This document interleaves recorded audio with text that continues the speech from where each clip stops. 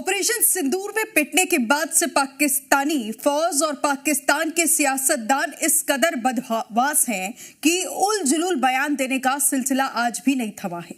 एक तरफ शहबाज और मुनीर दुनिया में घूम घूम कर खुद को विजेता बताने की डींगे हाँक रहे हैं, वहीं पाकिस्तान में बैठकर शहबाज ब्रिगेड के कागजी शेर भूत जिन और फरिश्तों की बातें कर रहे हैं।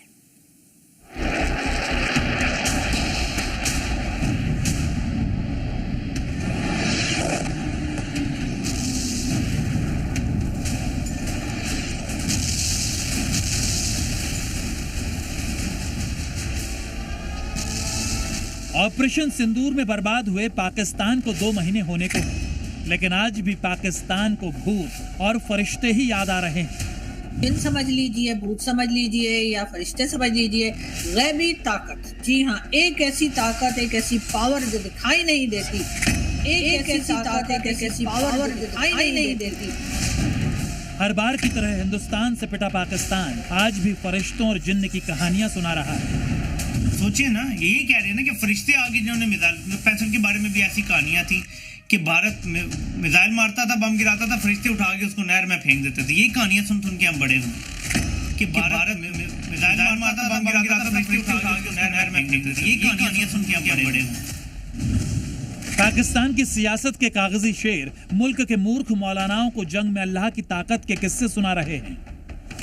अल्लाह की तरफ से क्या मदद आई, वही मिसाइल जाके उनका जो सबसे बड़ा ऑयल का डिपो था उसमें जाके लग गया।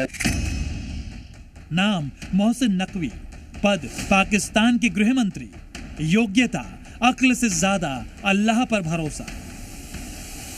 पाकिस्तान के इस अक्लबंद मंत्री ने ऐसा बयान दिया है जिसे सुनकर आपको ऑपरेशन सिंदूर में पाकिस्तान की औकात पता चल जाएगी। पहले पाकिस्तान को संभालने का बीड़ा उठाए बैठे मोहसिन नकवी का स्टैंड अप कॉमेडी टाइप का बयान सुनिए। हमने मिसाइल फायर किए जब उनकी तरफ, तो उनमें एक मिसाइल में कहीं पे कोई नंबर में फायर करते हुए कुछ फर्क आ गया। अब बड़े परेशान हुए सारे, जब मिसाइल फायर हो गया, चंद मिनट का टाइम होता है बीच में, तो हुआ ये कि हमें ये फिक्र था, क्योंकि हम नहीं चाहते थे कि इंडिया की किसी भी सिविल आबादी को अटैक करें या उनका कोई एक सिविलियन भी उसमें मारा जाए। सुना आपने, पहले मिसाइल दागने में नंबरों की गड़बड़ी और फिर अल्लाह भरोसे जंग मैदान फतह करने की गप, जिसे सुनकर पूरी दुनिया इस कॉमेडी किंग मोहसिन नकवी पर ठहाके लगा रही है। पाकिस्तान के सियासतदान के बयान के बाद पाकिस्तानी भी अपना माथा पीट रहे हैं। ऑपरेशन सिंदूर के वक्त जो है, जो भारत ने मिसाइल यहाँ चलाए, तो हम लोग तो घबरा गए कि अब ये पता नहीं कहाँ गिरेंगे और क्या नुकसान करेंगे। लेकिन उसी वक्त चमत्कार हुआ, उसी वक्त जाहिर है कि एक कह लीजिए कि जो हमारे जिन समझ लीजिए, भूत समझ लीजिए या फरिश्ते समझ लीजिए, गैबी ताकत, जी हाँ, एक ऐसी ताकत, एक ऐसी पावर जो दिखाई नहीं देती। मोहसिन नकवी साहब के बकौल कि जी उन्होंने उन मिसाइल्स का रुख ऐसा कर दिया कि वो मिसाइल्स जो थे वो हमारे जो निशाना लगा के भारत ने मिसाइल वहां से चलाए थे, उसके बजाय वो ना तो हमारे किसी जहाज को नुकसान हुआ, ना हमारी किसी और जगह को नुकसान हुआ।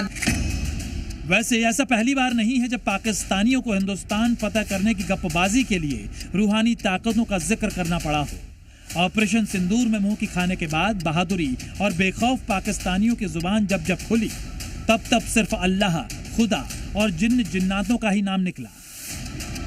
ऑपरेशन सिंदूर में पिटे पाकिस्तान के सरपरस्त शहबाज शरीफ और पाकिस्तान की कायर फौज के भगोड़ा फील्ड मार्शल मुनीर दुनिया में अपनी जंगी जीत का डंका बजाते फिर रहे हैं। लेकिन पाकिस्तानियों को पता है कि असलियत क्या है। कंगाल मुल्क की आवाम को भी पता है कि उनकी सियासत और सेना क्या, वो खुद भी अल्लाह भरोसे ही बैठे हैं। कमाल हिकमत अमली हमारी फौज की, आइन बिल्कुल कुरान के मुताबिक, सूरह अनफाल आयत नंबर 16 कुरान के मुताबिक। ड्रोन भेजते गए, उन्होंने छेड़ा ही नहीं। खौफ कौन डालता है? बुजुर्ग जानते होंगे 1965 की जंग में इंडिया की फौज लाहौर तक आ गई, अल्लाह ने दिलों में खौफ डाल दिया कि कहीं हमें एंड सर्कल तो नहीं किया जा रहा। पाकिस्तानी पायलट कामरान मसीह ने यह भी कहा कि जब मैंने दुश्मन का S-400 तबाह करने के लिए जहाज को टेक ऑफ किया तो मुझे तभी से फील हो रहा था कि मेरे जहाज के साथ कुछ चीजें उड़ना शुरू हो गई हैं। इंडियन एयरफोर्स ने महज 4 दिन की जंग में कैसे पाकिस्तान के चीथड़े उड़ा दिए, इसके सबूत चीख चीख कर पाकिस्तानियों के खोखले हौसलों की गवाही दे रहे हैं।